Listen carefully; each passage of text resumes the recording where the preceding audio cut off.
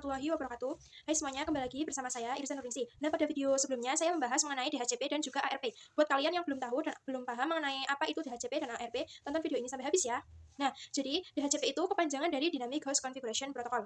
Nah, DHCP merupakan service yang digunakan untuk mempermudah distribusi IP address dalam suatu jaringan secara otomatis. Pada video sebelumnya kita sudah mengkonfigurasi DHCP dan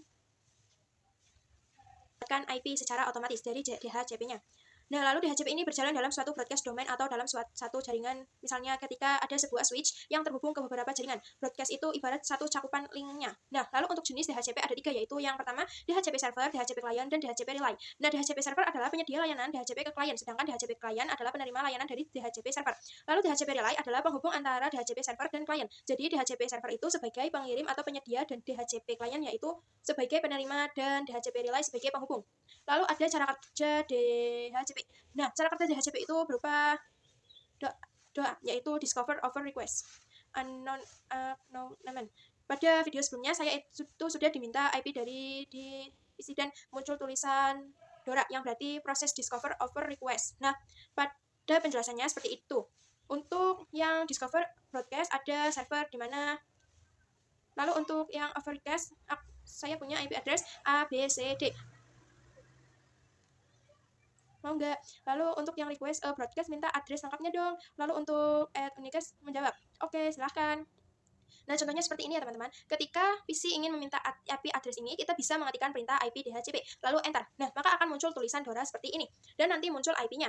Yang IP-nya itu misalnya IP-nya yaitu yang ini. Seperti itu ya teman-teman.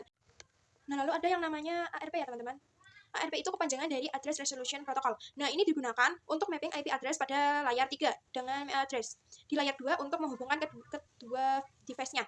Informasi ARP keduanya harus saling melengkapi. Nah, ARP bekerja secara dinamis atau otomatis. Semua interface memancarkan ARP atau enable. ARP juga dapat dikasihkan secara manual atau statik. Nah, ini saya sudah masuk ke Winbox. Nantinya ada yang namanya ARP table.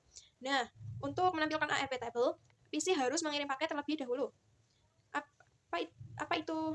Misalnya, ketika PC ingin terkoneksi internet dengan menggunakan ping 88 atau ping Google Chrome, nantinya ARP table akan menantikan historinya atau datanya. Dan pada PC 5, saya akan coba ketikkan ping Google Chrome. Nah, hasilnya TTL. Nantinya di ARP akan tercatat kita bisa masuk ke Winbox, lalu ke IP. Setelah itu ke bagian ARP. Nah, nantinya di sini sudah muncul yaitu 253. Nah, di sini IP yang benar yaitu 253 ya teman-teman. Nah, sekian pada pembahasan video kali ini. Kalau saya ada kesalahan kata-kata, mohon maaf. Wassalamualaikum warahmatullahi wabarakatuh. Yeah, Bobby Valentino.